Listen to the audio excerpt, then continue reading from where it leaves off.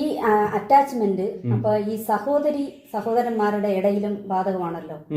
ഇപ്പൊ ഒരു സഹോദരി നല്ല നിലയിൽ നിൽക്കണയാണ്. അപ്പൊ അവരുടെ ഉയർച്ചയ്ക്ക് കാരണം അവർ ഒരുപാട് കഷ്ടപ്പെട്ടൊക്കെയാണ് ചെയ്തത്. പക്ഷെ എന്റെ സഹോദരിമാര് കഷ്ടപ്പെടുവാണല്ലോ എന്ന് പറഞ്ഞ് അവർക്ക് ഇവരെ സഹായിക്കുക. പക്ഷെ ഇവര് തെറ്റിയാണ് നിൽക്കണത്. എന്നാലും സഹായിച്ച് അവരെയും കയറ്റിക്കൊണ്ട് വരണമെന്ന് ആഗ്രഹിക്കുന്നതിൽ കുഴപ്പമൊന്നും. സഹോദരിമാര് സഹോദരനെ സഹായിക്കണം. മനസ്സിലായില്ല. ഒരു കുടുംബത്തില് സഹോദരന്മാരുണ്ട്. അതിൽ ഒരാള് നല്ല നിലയിൽ ആയി. സഹോദരിയാണ് സഹോദരൻ നല്ല നിലയിലായി ആയി. പക്ഷെ മറ്റുള്ളവരെയൊക്കെ സഹായിക്കണം. ആ റേഞ്ചിൽ ഇവരെയും ചേർക്കണം. പക്ഷെ ഇവരൊന്നും അയാളെ പോലെ ഒരു നിയമം അനുസരിക്കുകയോ ദൈവത്തിന്റെ രീതിയിലൊന്നും വന്നിട്ടില്ല. പക്ഷെ വരുത്താൻ വേണ്ടിയിട്ട് അയാൾ കഷ്ടപ്പെടണയാണ്, സഹായിക്കാനായിട്ട് വരുന്നു. അപ്പൊ അങ്ങനെ വരുന്നതിൽ ഇവിടെ അറ്റാച്ച്മെന്റ് അങ്ങനെ ഉള്ളതുകൊണ്ടാണ് സഹോദരിമാരെ തെറ്റി ജീവിക്കുകയല്ലേ. അവര് കറക്റ്റായിട്ട് പ്രകൃതി വ്യവസ്ഥയിലല്ലല്ലോ പോണത്. അപ്പൊ അങ്ങനെയുള്ള സഹോദരിമാരെ എനിക്ക് സഹായിക്കണം എന്ന് പറഞ്ഞു വരുന്നതേ അറ്റാച്ച്മെന്റിന്റെ ഭാഗമാണ്. അപ്പൊ അങ്ങനെയുള്ള സഹോദരിമാരെ സഹായിക്കേണ്ട എന്താണ്? ആദ്യം ഈ സഹോദരൻ എങ്ങനെയാണോ ഒരു ഉയർച്ച വന്നത്, അല്ലെ സഹോദരൻ എങ്ങനെയാണോ ദൈവമായിട്ട് അടുത്തത്, ആ വഴി ഈ സഹോദരിമാർക്ക് പറഞ്ഞു കൊടുക്കണം. ഇതാണ് ഫസ്റ്റ് ചെയ്യേണ്ടത്. ഇപ്പൊ എനിക്കിപ്പോ ഒരു ആഹാരം കിട്ടി. ഈ ആഹാരം കിട്ടുമ്പോൾ ഈ ആഹാരം എനിക്ക് എവിടെ നിന്ന് കിട്ടി, എങ്ങനെ കിട്ടിയെന്ന് അവർക്കൂടെ പറഞ്ഞു കൊടുക്കണം. അപ്പൊ നമ്മൾ കിട്ടിയ ആഹാരത്തിന് ഒരു പങ്ക് കൊടുത്തു കഴിഞ്ഞാൽ അവരത് കഴിച്ചുകൊണ്ട് പോകും. അത്രയല്ലേ ഉള്ളൂ. പക്ഷെ നമുക്ക് കിട്ടിയ വഴി നമ്മൾ പറഞ്ഞു കൊടുത്തു കഴിഞ്ഞാൽ നമുക്ക് ഡെയിലി കിട്ടുന്നത് പോലെ അവരും ആ വഴിയിലൂടെ ഡെയിലി ആഹാരം അവർ വാങ്ങിക്കണ്ടേ. ഡെയിലി നമുക്ക് ഇങ്ങനെ കൊടുത്തുകൊണ്ടിരിക്കാൻ പറ്റുമോ? അപ്പൊ നമുക്ക് കിട്ടിയ ആ വഴി അവർക്ക് പറഞ്ഞു കൊടുക്കുക. അവർക്കത് താല്പര്യമില്ല എന്ന് പറഞ്ഞു കഴിഞ്ഞാൽ നമുക്ക് എന്ത് ചെയ്യാൻ പറ്റും? നമ്മൾ വലിയൊരു കാര്യം അവർക്ക് കൊടുക്കുകയാണ് ചെയ്യണത്. ഈ അറിവും ഈ വഴിയും അവർക്ക് താല്പര്യമില്ല. അപ്പൊ അവരുടെ വഴിയിൽ പോകുന്നതിലൂടെ അവർ തൃപ്തരെങ്കിൽ അവരവരെ വഴി തന്നെ വിട്ടുകൊടുക്കണം. പക്ഷെ അവരുടെ വഴി പോയി നശിഞ്ഞു പോകും. അത് പിന്നെ അറിവ് കൊടുക്കുക. അപ്പൊ പിന്നെ ഈ അറിവാണ് കൊടുക്കേണ്ടത്. ഈ അറിവിലൂടെ വേണം അവർ നന്നായി വരാൻ. അപ്പൊ ഈ അറിവ് കൊടുക്കുമ്പോൾ യവന് ഈ അറിവ് ഇവിടെ നിന്ന് കിട്ടി. യവന് ഈ നേരായ മാർഗത്തിൽ ജീവിക്കണമെന്നും ഇങ്ങനെ ഒരു ഉയർച്ച വരുന്നുള്ള അറിവ് യവന് ഇവിടെ നിന്ന് കിട്ടി. ഏതോ ഒരു ഗുരുവിൽ നിന്ന്. അപ്പൊ അവനത് കേൾക്കാതെ താല്പര്യത കളഞ്ഞിരുന്നെങ്കിൽ യവൻ ഈ ഉയർച്ച വരുമായിരുന്ന. അപ്പൊ യവനത് അനുസരിക്കുകയും ശ്രമിക്കുകയും ചെയ്തപ്പോഴാണ് യവന ഉയർച്ച വന്നത്. അതേപോലെ അവരനുസരിക്കണ്ടേ? അതല്ലേ നീതി ന്യായം എന്ന് പറയുന്നത്. യവന അറിവ് കിട്ടിയപ്പോൾ യവൻ സ്വീകരിച്ചും അവന് ഉയർച്ച വന്നു. ഇതേ അറിവ് അവർക്ക് കൊടുക്കുക. അവരത് സ്വീകരിച്ചാൽ അവർക്ക് ഉയർച്ച വരും. അപ്പൊ അവർക്ക് താല്പര്യമില്ലെങ്കിൽ അവരവർ വഴിക്ക് വിട്ടേക്കുക. ഇതാണ് ശരിക്കും ചെയ്യേണ്ടത്. അവിടെ അറ്റാച്ച്മെന്റ് എന്റെ സഹോദരിമാരെന്ന് പറഞ്ഞ് യവന് കിട്ടിയ നന്മ കൊണ്ട് അവിടെ കൊടുത്താൽ പ്രകൃതിയുടെ വ്യവസ്ഥ അനുസരിച്ച് യവൻ കിട്ടിയ പണത്തെ ദുർവിനിയോഗം ചെയ്യുന്നു എന്നേ വരികയുള്ളൂ. കാര്യം അറിവ് കൊടുത്തു, വഴി പറഞ്ഞു കൊടുത്തു, അവർക്ക് താല്പര്യമില്ല. പക്ഷെ അറ്റാച്ച്മെന്റ് കാരണമാണ് യവൻ പിന്നെ കൊണ്ടു കൊടുക്കുന്നത്. അപ്പൊ അതിന്റെ കർമ്മത്തിന്റെ ഫലം യവ അനുഭവിക്കണം. യവന്റെ കർമ്മം തെറ്റിയാണ് അവിടെ. ഇതാണ് ആർക്കും അറിഞ്ഞുകൂടാത്തത്. നമ്മൾ അയ്യോ കഷ്ടം, വിഷയം, പ്രശ്നം എന്ന് പറഞ്ഞ് ഇങ്ങനെ ദൈവത്തെ കരഞ്ഞ് വിളിക്കണം. അല്ലാതെ എവിടെ എന്താണ് കാരണം, എന്തെങ്കിലും സംഭവം നടക്കണേ അതിന്റെ പിന്നൊരു കാരണമുണ്ട്. ഈ കാരണം ആരും കണ്ടെത്തുന്നില്ല. ഈ കാരണങ്ങൾ കണ്ടെത്തി നമ്മൾ ക്ലിയർ ആയാൽ ഈ പ്രശ്നം കംപ്ലീറ്റ് സോൾവ് ആണ്. ഞാൻ ഈ ചെയ്യണതല്ല, ഇതിന്റെ കാര്യകാരണങ്ങൾ എല്ലാവരും അറിയിക്കലാണ് ഞാൻ ചെയ്തുകൊണ്ടിരിക്കുന്നത്. ഇതൊക്കെയാണ് ഇതിന്റെ പ്രധാന കാര്യം. ഈ അറ്റാച്ച്മെന്റ് എന്നൊക്കെ പറയുമ്പോൾ, അറ്റാച്ച്മെന്റ് പാടില്ല എന്നൊക്കെ പറയുമ്പോൾ ഞാൻ ചിന്തിക്കണതാണ്, ഇപ്പൊ ഒരു കുടുംബത്തില് ഭാര്യ ഭർത്താവിനോട് അറ്റാച്ച്മെന്റ് പാടില്ല, മക്കളോട് പാടില്ല. അങ്ങനെ ഇരിക്കുമ്പോൾ ഒരു കുടുംബത്തിൽ അറ്റാച്ച്മെന്റ് വരാന്ന് അതിനൊരു അളവുണ്ടെന്ന് മനസ്സിലായ? അത്രയേ അറ്റാച്ച്മെന്റ് പാടുള്ളൂ എന്നാണ് പറഞ്ഞേക്കണത്. അത്ര മതി. നമ്മളെ പുച്ഛിച്ച് കളയുന്ന ഒരു വ്യക്തിയെടുത്ത് അറ്റാച്ച്മെന്റേ പാടില്ല. ഇപ്പൊ അച്ഛനാണ് നമ്മളെ പുച്ഛം, നമ്മൾ പറയുന്ന വഴിയിലൊന്നും വരുന്നില്ല, നമ്മളെ തള്ളിക്കളയാണ്, ഫുൾ അറ്റാച്ച്മെന്റ് കട്ട്. അവിടെ അറ്റാച്ച്മെന്റേ പാടില്ല. സ്നേഹമായിട്ടിരിക്കുന്നെങ്കിൽ പോലും ഒരു 50-60%. ഞാൻ പറഞ്ഞില്ലേ, ഭാര്യയുടെ അടുത്താണ് 90% അവർ വേണ്ടത്. ദൈവത്തോടാണ് 100% അറ്റാച്ച്മെന്റ്. മക്കളുടെ അടുത്ത് ഒരു 70% വേണം. മക്കളാണെങ്കിൽ പോലും നമ്മളെ തള്ളിക്കളയുകയോ നമ്മളെ പുച്ഛിക്കുകയോ അവന്റെ ഇഷ്ടത്തിന് ജീവിക്കുകയുള്ളൂ എന്ന് പറഞ്ഞ് പോകുന്ന മക്കളെ 100% അവന്റെ വഴിക്ക് വിട്ടേക്കണം. അവനെ ഒന്ന് അറ്റാച്ച്മെന്റ് മോളെ എന്ന് പറഞ്ഞ് പിടിച്ചു വെക്കരുത്. പിന്നെ അവന്റെ വഴിക്ക് വിട്ടേക്കണം. നാളെ അവൻ കറങ്ങി തിരിഞ്ഞ് തെണ്ടി തിരിഞ്ഞ് അച്ഛൻ പറയുന്നതാണ് ശരി എന്ന് പറഞ്ഞ് വന്നാൽ മാത്രമേ പിന്നെ സ്വീകരിക്കേണ്ട ആവശ്യം പറഞ്ഞോളൂ. അതുവരെ അവന്റെ വഴിക്ക് തന്നെ വിട്ടേക്കണം. ഈ അറ്റാച്ച്മെന്റ് ഉള്ളതുകൊണ്ടാണ് ആ വഴിക്ക് വിടാൻ പറ്റാത്ത മനസ്സ് നമുക്ക് കിടക്കുന്നത്. ഈ അറ്റാച്ച്മെന്റ് കട്ട് ചെയ്യുന്ന ഒരാൾക്കെ അങ്ങനെ പറ്റുള്ളൂ. ഈ നിയമം അറിയാവുന്ന ഒരാൾക്കെ അത് പറ്റുള്ളൂ. അങ്ങനെ അച്ഛനായാലും ശരി ആരായാലും, അമ്മയായാലും ശരി ആരായാലും നമ്മളെ പുച്ഛിക്കുകയും നമ്മളെ തള്ളിക്കളയുകയും ചെയ്യുന്ന വ്യക്തികൾക്ക് 100% അറ്റാച്ച്മെന്റ് കട്ട് ചെയ്ത് അവരവരെ വഴിക്ക് തന്നെ വിട്ടേക്കുക. ഇതാണ് ദൈവത്തിന്റെ നിയമം. കാരണം അതൊരു ആത്മാവെ നമ്മൾ കണക്കാക്കണം. ഇപ്പോൾ ഒരു ആത്മാവിന് എൻ്റെ അടുത്ത് ഭയങ്കര അറ്റാച്ച്മെന്റ് എങ്കിൽ ആ ആത്മാവിനെ നമ്മൾ സ്വീകരിക്കണം, നമ്മൾ അവരെ സഹായിക്കുകയും കൂടെ നിർത്തുകയൊക്കെ ചെയ്യാം. ഇതിപ്പോ അച്ഛനായാലും അമ്മയായാലും ആരായാലും ഓരോരോ ആത്മാക്കളില്ലേ. ഈ അമ്മ അച്ഛൻ എന്ന് പറഞ്ഞുകൊണ്ട് ഒരു സെന്റിമെന്റ് വരുന്നതാണ് ഈ പ്രശ്നം പറ്റുന്നത്. അതിനൊക്കെ ഓരോ ആത്മാക്കളെ കണ്ട ഈ പ്രശ്നമില്ല. ഇപ്പൊ അമ്മയായാലും നമ്മുടെ അടുത്തുള്ള ആത്മാർത്ഥത ഇത്രയേ ഉള്ളൂ, ഒരു 30% ആത്മാർത്ഥതയെ സ്വന്തം അമ്മയ്ക്കേ ഉള്ളൂ. പക്ഷെ എവിടെന്നോ വന്ന ഒരു പ്രായമുള്ള അമ്മയെക്കാട്ടി പ്രായമുള്ള സ്ത്രീക്ക് നമ്മളടുത്ത് 75% ആത്മാർത്ഥത ഉണ്ടെങ്കിൽ പെറ്റ അമ്മയെക്കാട്ടിലും ഈ 75% ആത്മാർത്ഥതയുള്ള സ്ത്രീയെ വേണം കൂടെ നിർത്താൻ. അതാണ് ദൈവത്തിന്റെ നിയമം. അത് ആത്മാവായി വേണം അവരെ കണക്കാക്കാൻ. അതൊരു ആത്മാവ്, ഇതൊരു ആത്മാവ്. ചേട്ടൻ പറഞ്ഞ അനുസരിച്ച് ശരി, ഒരു ആത്മാവായിട്ട് വേണം കണക്കാക്കാൻ. ഒരു അമ്മയ്ക്ക് ഒരു മോൻ ജനിച്ച് ആ മോനെ ഒരു ആത്മാവായിട്ട് കണക്കാക്കി എങ്ങനെ വളർത്താം? ആ ആത്മാവായി കണക്കാക്കിയാണ് അമ്മ വളർത്തുന്നുണ്ടെങ്കിൽ ആ മറിയ യേശുവിനെ വളർത്തിയത് പോലെ ആയിരിക്കും. ബൈബിളിൽ പറയുന്ന യേശു ഇല്ലേ, ആ യേശുവിനെ മറിയ വളർത്തിയത് അങ്ങനെ തന്നെയായിരുന്നു. അങ്ങനെ വളർത്തിയാണ്. അതാണ് ശരിക്കും ഒരു അമ്മ ചെയ്യേണ്ട കറക്റ്റ്. ഒരു ആത്മാവായി കണക്കാക്കി വളർത്തുക. അവൻ പ്രായപൂർത്തിയാവുന്നവരെ അവനെ വേണ്ട കാര്യങ്ങളെല്ലാം പറഞ്ഞു കൊടുക്കുക. അവന്റെ വഴിക്ക് വിട്ടുകൊടുക്കുക. അങ്ങനെ വരുമ്പോഴത്തേക്കും അമ്മയുടെ കൂടെയും ആ ദൈവാധീനം കാണും, മകന്റെ കൂടെയും ദൈവാധീനം കാണും. പക്ഷെ ആ മോനോട് അമ്മയ്ക്ക് ഭയങ്കര സ്നേഹമാണ്. സ്നേഹം അറ്റാച്ച്മെന്റ് ഒക്കെ പറഞ്ഞാൽ പ്രായപൂർത്തിയാവുന്നത് വരെ. അതാണ് ഞാൻ ആദ്യം പറഞ്ഞത്. അവൻ സ്വതന്ത്രനായി പോകുന്നത് വരെ അറ്റാച്ച്മെന്റ് വേണം. പക്ഷെ അപ്പോഴും മനസ്സിൽ തിയറി വെക്കണം, ഇതൊരു ആത്മാവാണ്, എപ്പോഴാണോ എന്റെ നിന്ന് പിരിഞ്ഞു പോകും, അവന്റെ വഴിക്ക് ജീവിച്ചിരിക്കും എന്ന ബോധം നമുക്ക് വേണം. അല്ല എന്നും എന്റെ കൂടെ കാണും, എന്റെ മോൻ എന്നൊക്കെ പറഞ്ഞ് ഇങ്ങനെ വരുമ്പോഴാണ് ഈ അറ്റാച്ച്മെന്റ് അവിടെ പ്രശ്നമായി മാറുന്നത്. അത് പാടില്ല. നമ്മൾ ഭൂമിയിൽ വന്നു, സ്വതന്ത്രമായി വന്നു, എന്ന് തിരിച്ചു പോകുന്നു, ഒരു പിടിയില്ല. അപ്പൊ പോകുന്നത് വരെ ഈ നിയമങ്ങളെല്ലാം പാലിച്ചു പോയാൽ ഭൂമിയിലുള്ള ജീവിതത്തിൽ ടെൻഷനും വിഷമവും പ്രശ്നമില്ലാതെ സുഖമായി ജീവിക്കാം. ഇത്രയേ ഉള്ളൂ. ഈ ബാക്കി ടെൻഷനും വിഷമമൊക്കെ വിളിച്ചു വരുത്തുന്നതല്ല, ഈ നമ്മളുടെ കാഴ്ചപ്പാടിൽ നമ്മളായിട്ട് ഉണ്ടാക്കി വെക്കണതാണ് അതെല്ലാം. അപ്പൊ ഈ തിയറി മനസ്സിലാക്കുന്ന വ്യക്തി അപ്പോഴും മുതലേ അവൻ ആ ടെൻഷനും വഴി അവൻ ജയിച്ചു കഴിഞ്ഞു, അവൻ തുടങ്ങി കഴിഞ്ഞു. ഇനിയൊന്ന് ശ്രമിച്ച് കയറിയാൽ മതി. ഇപ്പൊ ഇത് കേൾക്കുന്ന വ്യക്തികൾക്ക് തന്നെ അവർ സ്റ്റാർട്ടായി കഴിഞ്ഞു. ചിലപ്പോൾ 2-3 വർഷം കൊണ്ട് അവർ ആ നല്ലൊരു മൈൻഡ് സെറ്റിലേക്ക് മാറിയിരിക്കും. പക്ഷെ ഈ അറിവില്ലാത്തത് കാരണമാണ് ഈ മരണം വരെ കിടന്ന് നരക യാതന കഷ്ടം അനുഭവിക്കും. ഈ കഷ്ടം അനുഭവിക്കുന്ന അവർ തന്നെയാണ്. ഇപ്പൊ നമ്മളെ കയ്യിലൊരു ബ്ലൈഡ് എടുത്ത് വെച്ചിട്ട് നമ്മളെ സ്വന്തം കൈയിനെ മുറിച്ചിട്ട് അയ്യോ വേദനിക്കണേ എന്ന് പറയുന്ന തുല്യമാണ് നമ്മൾ ഈ ഭൂമിയിലുള്ള ഈ വിഷമവും ദുഃഖവും എല്ലാം നമ്മളായിട്ടാണ് ഉണ്ടാക്കിയിരിക്കുന്നത്. ഇപ്പൊ നമ്മളെ കൂടെ ഒരാൾ നിൽക്കുന്നു, സ്നേഹിക്കുക, അവരെ കൂടെ കടമ ചെയ്യുക. നാളെ എനിക്ക് താല്പര്യമില്ല എന്ന് പറഞ്ഞാൽ അവരെ ഇഷ്ടത്തിന് വിട്ടുകൊടുക്കുക. അവിടെ ഇപ്പം നമ്മൾ ഈ അറ്റാച്ച്മെന്റ് പിടിക്കുമ്പോഴാണ് ഈ പ്രശ്നം വരുന്നത്. അങ്ങനെ പറഞ്ഞുകൊണ്ടാണ് ആ വ്യക്തി പിരിഞ്ഞു പോകുമ്പോൾ നമുക്ക് ഭയങ്കര വിഷമം വരുന്നത്. ഇത് പിരിഞ്ഞു പോകുമെന്നും പിരിഞ്ഞു പോയില്ലെങ്കിൽ അത്രയും ബോണസ് എന്നും ചിന്തിക്കുന്നൊരു മനസ്സ് നമ്മൾ എത്തിക്കഴിഞ്ഞാൽ പിരിഞ്ഞാലെന്ത്, കൂടെ നിന്നാലെന്ത്. ഈ മനസ്സായി വരുന്നതാണ് അത് പ്രാക്ടീസ്. അത് ഈ അറിവ് കിട്ടിയിട്ട് നമ്മൾ ഈ സത്യങ്ങളെല്ലാം തിരിച്ചറിഞ്ഞിട്ട് നമ്മളെ മനസ്സിനെ കൊണ്ട് തന്നെ പ്രാക്ടീസ് ചെയ്യണം. പെട്ടെന്ന് ചെയ്യാൻ എന്ത് വഴി? പെട്ടെന്ന് ചെയ്യാൻ വഴിയില്ല. പെട്ടെന്ന് ചെയ്യണമായിരുന്നെങ്കിൽ ഒരു കൊച്ചുകുട്ടി ആയിരിക്കുമ്പോഴേ ആ സ്വന്തം അച്ഛനമ്മയിൽ നിന്ന് തന്നെ ഇതെല്ലാം പഠിച്ച് മനസ്സിലാക്കി വരുന്ന ഒരു ആൾക്ക് പെട്ടെന്ന് എല്ലാ കാര്യങ്ങളും നടക്കും.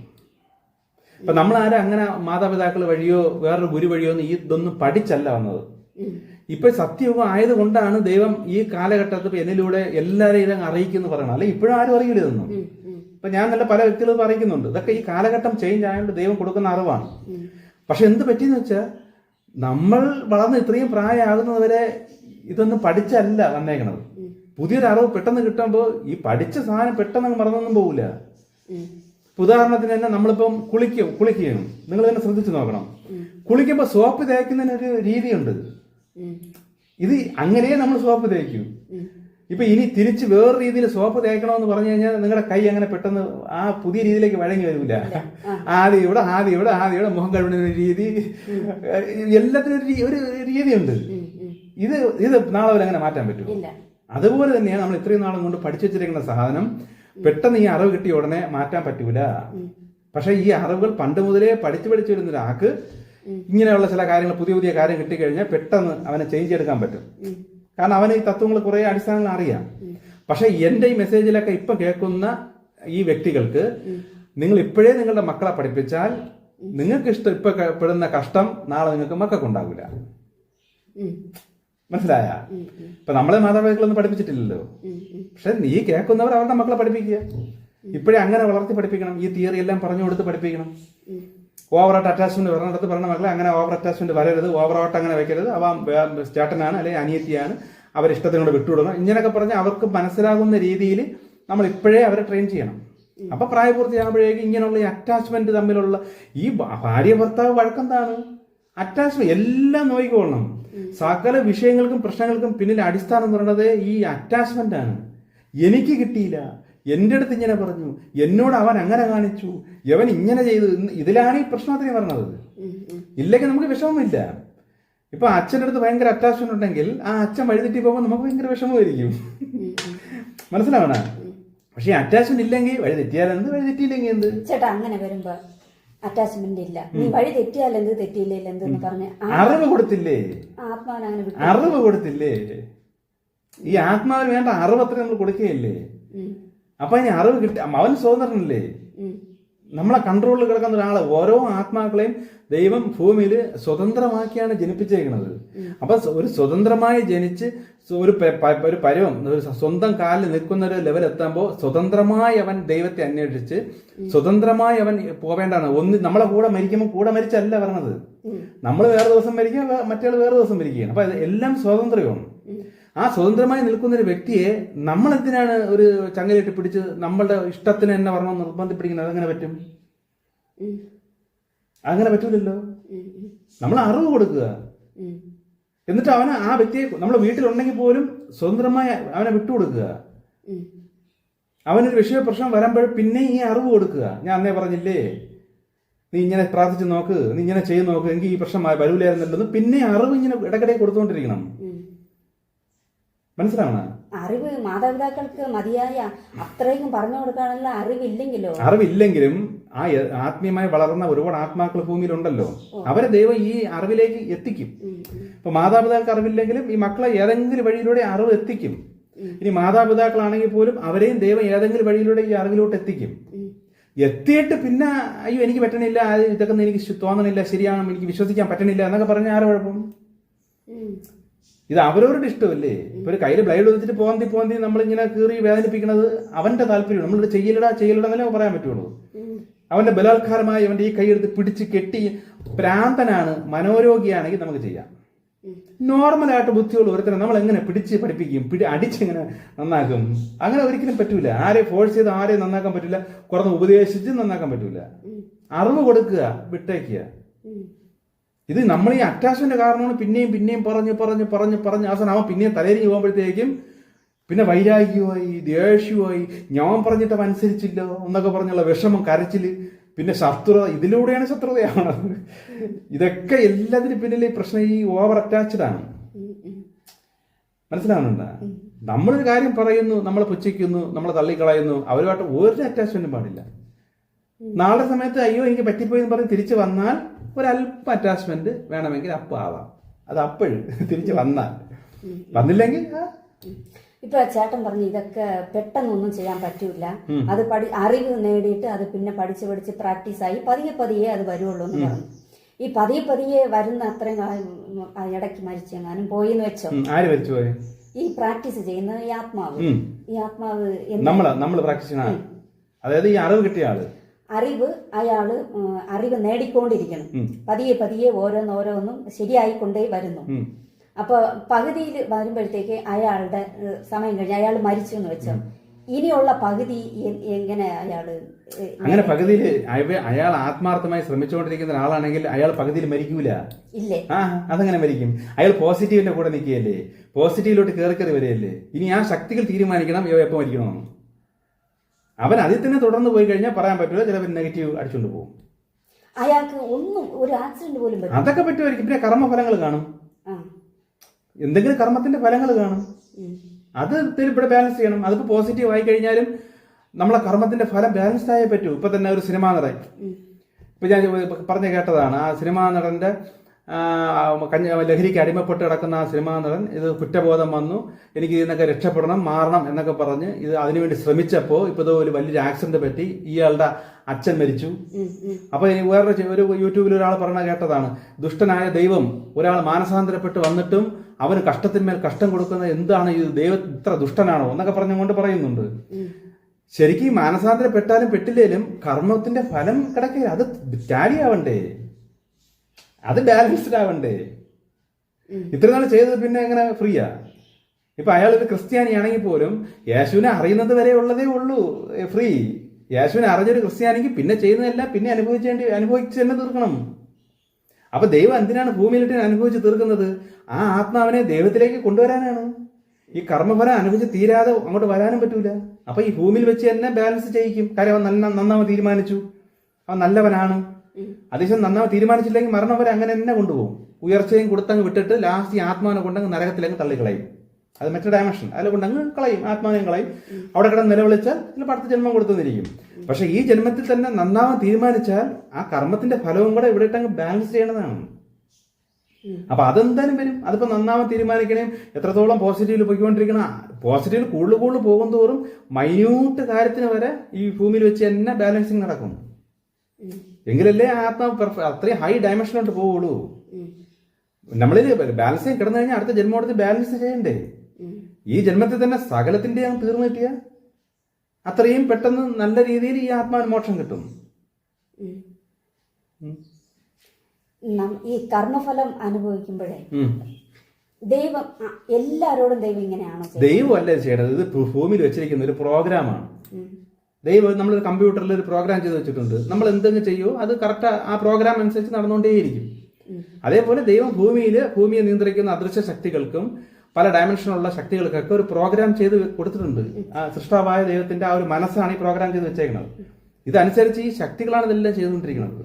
ഈ ശക്തികളാണ് ഇത് ചെയ്തുകൊണ്ടിരിക്കുന്നതെന്നും ഈ പ്രോഗ്രാം ദൈവമാണ് തന്നതെന്നുള്ളത് ദൈവത്തിന് അറിയാമല്ലോ. അറിയാം. ഈ ദൈവം ഒന്ന് ക്ഷമിച്ച് അങ്ങ് വിട്ടുകൂടെ? ദൈവം എങ്ങനെ ക്ഷമിക്കണമെന്ന്? കർമ്മഫലം കൊടുക്കണ്ടെന്നാ? കൊടുക്കാതിരുന്ന പിന്നെ ഈ ആത്മാനെ കൊണ്ട് നരകത്തെ അല്ല മറ്റേ ഡയമെൻഷൻ കൊണ്ട് ശിക്ഷിക്കണമെന്നാ പറഞ്ഞത്. ദൈവം ക്ഷമിക്കണോണ്ടല്ലേ ഇവിടെ വെട്ടി തന്നെ ആ കർമ്മഫലം തീർപ്പിക്കണത്. ഇപ്പൊ ഈ ജന്മത്തിൽ തന്നെ മോക്ഷം കിട്ടേലേ. ദൈവത്തിന് വേണ്ട എന്താണ്? എത്രയും പെട്ടെന്ന് ഈ ആത്മാവ് എന്റെ അടുത്തോട്ട് വരണം, എത്രയും പെട്ടെന്ന് ആ മോക്ഷത്തിലോട്ട് വരണമെന്നാണ് ദൈവം ആഗ്രഹിക്കുന്നത്. അപ്പൊ അതിനുവേണ്ടി എത്രയും പെട്ടെന്ന് കർമ്മഫലം തീർക്കും. അപ്പൊ ദൈവത്തിന്റെ ഇഷ്ടം ഈ ആത്മാവിനെ തിരിച്ച് ദൈവത്തിലേക്ക് എത്തിക്കാനല്ലേ. നമ്മളീ മനുഷ്യരാണ്, നമ്മൾ ബുദ്ധി കിടന്നുകൊണ്ട് ഞാൻ വരണില്ല, എനിക്ക് ഭൂമിയിൽ നിന്ന് പോകാൻ വയ്യ, എനിക്ക് മരിക്കാൻ വയ്യ എന്ന് നമ്മളാണ് കിടന്ന് പിടിക്കുന്നത്. ദൈവം നോക്കണതാണ് എത്രയും പെട്ടെന്ന് അങ്ങോട്ട് വരാനാണ് ദൈവം പിടിക്കുന്നത്. പക്ഷെ ഈ കണ്ടീഷനിൽ വരാൻ പറ്റൂല. അത്രയും ഫലം ബാലൻസ് ചെയ്യാൻ കിടക്കുകയാണ്. അല്ലെങ്കിൽ അടുത്ത ജന്മം കൊടുക്കണം, അല്ലെങ്കിൽ നരകം എന്ന് പറഞ്ഞാൽ മറ്റു ഡയമെൻഷനിൽ പോയി ഇത്രയും അനുഭവിച്ച് തീർത്തിട്ട് വേണം അങ്ങോട്ട് വരാൻ പറ്റുള്ളൂ. അപ്പൊ അതും കണക്കൊണ്ട് പറഞ്ഞില്ലേ, ഭൂമിയിലെ ഒരു ദിവസത്തെ കഷ്ടം എന്ന് പറയുന്നത് നരകത്തിൽ 1000 വർഷം. അപ്പൊ 1000 വർഷം നരകം എന്ന് പറഞ്ഞ ഡയമെൻഷനിൽ പോയി ഈ ആത്മാവ് കഷ്ടപ്പെടണ്ടെങ്കിൽ ഒരു ദിവസം ഭൂമിയിൽ ഒരു കഷ്ടം കൊടുത്താൽ 1000 വർഷം ലാഭിക്കാം. അപ്പൊ ദൈവം എന്ത് ചെയ്യും? എത്രയും പെട്ടെന്ന് ദിവസങ്ങൾക്കുള്ളിൽ ഈ ഭൂമിയിൽ വെച്ച് തന്നെ തീർക്കാനേ നോക്കുള്ളൂ. ഇല്ലെങ്കിൽ ആത്മാവിന്റെ ആയിരക്കണക്കിന് വർഷമാണ് അവിടെ നരകം എന്ന് പറയുന്ന ആ ഡയമെൻഷനിൽ വേസ്റ്റ് ആയി പോണത്. നരകം സ്വർഗം എന്താണെന്നൊക്കെ ഞാൻ പറഞ്ഞിട്ടുണ്ട്. അങ്ങനെ ഒരു സ്ഥലമൊന്നുമില്ല. നമ്മൾ ആത്മാവ് അനുഭവിക്കുന്ന ഒരു കഷ്ടവും വേദനയുമാണ്. ഒരു സ്വപ്നം പോലെ അതിനെ കണ്ടുകൊണ്ടിരിക്കും ആത്മാവ്. നമ്മൾ മരിക്കും, ഒരു സ്വപ്നം കാണുന്നതിന് തുല്യമാണ് ഈ മരണം. അത് ഞാൻ പറഞ്ഞിട്ടുണ്ട്. വേണ്ട ഒരു മെസ്സേജ് കേട്ട് മനസ്സിലാവും. അങ്ങനെ ഡയമെൻഷനിലോട്ട് ആത്മാവ് കിടന്ന് അലഞ്ഞ് തിരിഞ്ഞ് നശിച്ച് അടുത്ത ജന്മമെടുത്ത് പറഞ്ഞതിന് മുന്നമേ ദൈവത്തിലേക്ക് കൊണ്ടുപോകാനാണ് ഈ കർമ്മഫലം ബാലൻസ് ചെയ്യുന്നത്. അപ്പൊ ഈ സത്യങ്ങൾ തിരിച്ചറിഞ്ഞ് നമ്മൾ അനുവദിക്കണം സകലരെയും. എന്നാ അത് പറ്റിപ്പോയേ എന്ന് പറഞ്ഞ് പശ്ചാത്തപിച്ച് കരയുന്നവർക്ക് ആശ്വാസവും കൊടുക്കണം. വേണ്ടെന്ന് പറഞ്ഞില്ല. അപ്പൊ നമുക്ക് തന്നെ ഒരു തെറ്റ് പറ്റി, നമ്മൾ ദൈവത്തെ ക്ഷമ ചോദിച്ചാൽ ദൈവം നമ്മളുടെ അടുത്ത് ക്ഷമിക്കൂലേ? അതേപോലെ ഒരു വ്യക്തി നമ്മളുടെ അടുത്ത് ക്ഷമ പറഞ്ഞാലും നമ്മളും അവരുടെ അടുത്ത് ക്ഷമിക്കണം. മനസ്സിലായി? അത് എത്ര നാളായാലും ക്ഷമിക്കണം. പക്ഷെ അയാളുടെ ഭാഗമാണ് ശരിയെന്ന് പറഞ്ഞ് നടക്കുന്ന കാലത്തോളം പൂർണ്ണമായി വിട്ടേക്കുക. ഈ വിടാത്തതാണ് ഈ കുഴപ്പം നമുക്ക്. ഈ ചേട്ടൻ പറഞ്ഞു അറ്റാച്ച്മെന്റിന് ഒരു അളവുണ്ട്, ഒരളവനുസരിച്ച് അറ്റാച്ച്മെന്റ്. പക്ഷെ ദൈവത്തോട് 100% അപ്പൊ കാരണം നമ്മൾ മരിച്ച നമ്മൾ ആത്മാവ് അങ്ങോട്ടാണ് പോകണത്. അപ്പൊ അങ്ങോട്ടല്ലേ അറ്റാച്ച്മെന്റ് കാണിക്കേണ്ടത്. ബാക്കിയുള്ളെല്ലാം താൽക്കാലികമാണ്. എപ്പോഴാണോ നമ്മളെ തള്ളികളയും, എപ്പോഴാണോ നമ്മൾ അവരെ ഉപേക്ഷിക്കും. അപ്പൊ അങ്ങനെയുള്ള സാധനങ്ങളോട് നമ്മൾ എന്തിനു അറ്റാച്ച്മെന്റ് ചെയ്യണം? പക്ഷെ ഒരിക്കലും ഉപേക്ഷിക്കാതെയും എല്ലാ കാലവും ചേർന്ന് നിൽക്കുന്ന ഒരൊറ്റ സ്ഥലമേ ഉള്ളൂ ഈ മോക്ഷം എന്ന് പറയുന്ന ആ ഒരു ഭാഗം, ആ ഒരു പ്രക്രിയ. അപ്പൊ ആ ഒരു പ്രക്രിയയിലേക്ക് പോകുന്ന വ്യക്തികളെല്ലാരും അതിലോട്ടല്ലേ അറ്റാച്ച്മെന്റ് വരേണ്ടത്. അതല്ലേ എന്നേക്കുള്ള സാധനം. നിത്യത എന്നൊക്കെ പറയുന്നത് എല്ലാ കാലം നമ്മൾ ആത്മാവ് ആയിരക്കണക്കിന് കോടാനുകോടി വർഷം ആയുസുള്ള അത്രയും ആത്മാവ് എല്ലാ കാലവും എവിടെയാണോ നിൽക്കാൻ ആഗ്രഹിക്കുന്നത് അങ്ങോട്ട് അറ്റാച്ച്മെന്റ് ചെയ്താൽ പോരെ. താൽക്കാലമായിട്ട് വരുന്ന സാധനത്തിനോട് എന്തിന് അറ്റാച്ച്മെന്റ് ചെയ്യണത്? ഇപ്പൊ നമ്മളൊരു ബിരിയാണി കഴിക്കുന്നു, അല്ലെങ്കിൽ ഒരു ലഡു, ഇല്ലെങ്കിൽ ഒരു സദ്യ കഴിക്കുന്നു. സദ്യയോട് അറ്റാച്ച്മെന്റ് ചെയ്ത് കഴിഞ്ഞാൽ എത്ര നേരത്തേക്ക്? 2.5, 3, 4 മണിക്കൂറാകുമ്പോൾ അത് മലവായി പോവും. അത്രേ ഉള്ളൂ. ഈ മലവാണ സാധനത്തിന് വേണ്ടി നമ്മൾ എന്തിന് അറ്റാച്ച്ഡ് ആവണം? അതേസമയം നമ്മുടെ ആത്മാവിന് സന്തോഷവും സുഖവും ഒരു ആനന്ദവും ലഭിക്കുന്ന കാലാകാല അങ്ങോട്ട് അറ്റാച്ച്മെന്റ് ആയാൽ പോരെ. ബുദ്ധിയുള്ള അങ്ങോട്ട് അറ്റാച്ച് ചെയ്യുള്ളൂ. ഇപ്പൊ ദൈവവുമായിട്ട് 100% അറ്റാച്ച്മെന്റ് ആയിട്ടുള്ള മങ്കുകള് അല്ലേ, ഒരു സ്ഥലത്തിരുന്ന് പ്രാർത്ഥിക്കൊക്കെ സന്യാസിമാര്. അപ്പൊ അവര് ദൈവവും ഭൂമിയുമായിട്ട് ഒരു അറ്റാച്ച്മെന്റും ഇല്ല. അങ്ങനെ ഇരിക്കുന്നവർ പോലും അവര് പരീക്ഷണത്തിലാവുന്നുണ്ടല്ലോ. പരീക്ഷണം കഴിഞ്ഞിട്ടാണ് അവസാനം അവർ ആ സ്റ്റേജിൽ വന്നത്. പരീക്ഷണങ്ങളെല്ലാം കഴിഞ്ഞു കഴിഞ്ഞാൽ അവസാനം ആ ഒരു സ്റ്റേജിലായിട്ട് അങ്ങനെ ഇരുന്ന് കഴിഞ്ഞാൽ പിന്നെ പരീക്ഷണം വരും, വേറെ വശത്തൊരു പരീക്ഷണം വരും. അവർ അതിൽ നിന്ന് തെറ്റിക്കാനുള്ള പരീക്ഷണേ വരുള്ളൂ. അവര് തെറ്റൂല, തെറ്റരുത്. തെറ്റാത്ത രീതിയിൽ ബോൾഡ് മൈൻഡായിട്ട് നിൽക്കണം. അപ്പോഴാണ് അവർ ആ പരീക്ഷണവും ചെയ്യിക്കുന്നത്. അതിൽ നിന്നും അവർ പുറകോട്ട് പിടിക്കാനായിട്ട് പരീക്ഷണം വന്നുകൊണ്ടിരിക്കും. കാര്യം ഞാൻ പറയില്ലേ, തിന്മയുടെ ശക്തികൾ ഒരിക്കലും ഒരു വ്യക്തി മോക്ഷം എന്ന് പറയുന്ന അല്ല ദൈവത്തിന്റെ ഹൈ ലെവലിലോട്ട് പോവാൻ തിന്മയുടെ അസുര ശക്തികൾ ഒരിക്കലും സമ്മതിക്കൂല. മനസ്സിലായ? അപ്പൊ അവര് നമ്മളെ സദാ ഓരോ നിമിഷവും നമ്മൾ എത്രത്തോളം ഉയർന്നു വരുന്നോ അതനുസരിച്ച് വേറെ ഏതെങ്കിലും വഴിയിലൂടെ നമ്മളെ പുറകോട്ട് പിടിക്കാൻ ശ്രമിച്ചുകൊണ്ടേയിരിക്കും. ഇതിനെ ജയിച്ച് പോണം. അവസാനം ഈ ആത്മാവ് ശരീരം വിട്ടു പോകുമ്പോ ഇതെല്ലാം തിരിച്ചറിയുമല്ലേ? ശരീരം വിട്ടു പോകുമ്പോ ഇത് മാത്രമല്ല, കഴിഞ്ഞ ജന്മത്തിന്റെ തിരിച്ചറിയും, അതിന് മുമ്പത്തെ തിരിച്ചറിയും, തുടക്കം ഇവിടെ തിരിച്ചറിയും, എല്ലാം തിരിച്ചറിയും. ശരിക്കും മോക്ഷത്തിലൂടെ പോണ ആത്മാവേ, അല്ല ദുർഭരണ ആത്മാവൊന്നും അറിയൂല. ഈ ജന്മത്തിന്റെ മനസ്സിൽ തന്നെ നിന്നും കൊണ്ട് സകല കഷ്ടങ്ങളും ഒക്കെ അനുഭവിച്ച് തീർത്ത് അടുത്ത ജന്മം എടുക്കുന്നതിന് മുന്നമേ തിരിച്ചറിയുള്ളൂ. ഈ അല്ലാത്തുള്ള ആത്മാക്കള്, ഈ മോക്ഷപ്രാപ്തിയിൽ പോകുന്ന ആത്മാക്കൾ, അല്ലെ നിത്യത എന്ന് പറയുന്ന അതിലോട്ട് പോകുന്ന ആത്മാക്കൾക്കാണ് സന്തോഷകരമായി ഈ ശരീരം വിട്ട് സകലതും മനസ്സിലാക്കി ഹാപ്പി ആയിട്ട് അതിലോട്ട് പോണത്. അവരിവിടെ അലിഞ്ഞു തിരികെ അങ്ങനെ ഒന്നും ചെയ്യില്ല. അവരുടെ ലക്ഷ്യം അങ്ങ് പോകാനല്ലേ. അതിൻ്റെ അകത്തല്ലേ കാട്ടിപ്പോയും അവിടെ പോയി ഒറ്റയ്ക്കൊക്കെ ഇരുന്നത്. എന്നിട്ട് എനിക്ക് അങ്ങോട്ട് പറഞ്ഞേ എന്ന് ആഗ്രഹിച്ച് അവസാന സമയമായി നീ വന്നോ എന്ന് ഉള്ളിൽ കിട്ടി. ആ സമയമാകുമ്പോൾ വന്നിട്ട് ഇവിടെ കിടന്ന് ഇങ്ങനെ കറങ്ങും. ഇതേ ഈ നമ്മള് ദൈവത്തിലോട്ടാണ് എന്റെ ആഗ്രഹം.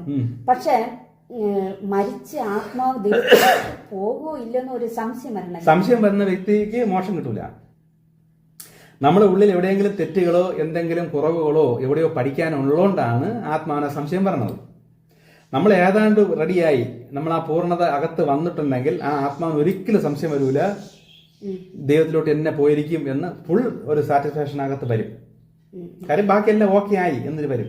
ഓക്കെ ആയില്ലെങ്കിൽ സംശയം വരും. അഥവാ ഞാൻ പോയില്ലെങ്കിൽ, അഥവാ ഞാൻ ദൈവത്തിലെത്തിയെങ്കിൽ അന്ന് മനസ്സിലായിക്കൊള്ളണം, ആത്മീയമായി നമ്മൾ ഇനിയും ഒരുപാട് വളരാനുണ്ട്, പലതും ജയിക്കാനുണ്ട് എന്ന് തിരിച്ചറിയണം. ഓക്കെ, ഇനി ചില കാര്യങ്ങളൊക്കെ അടുത്തത്.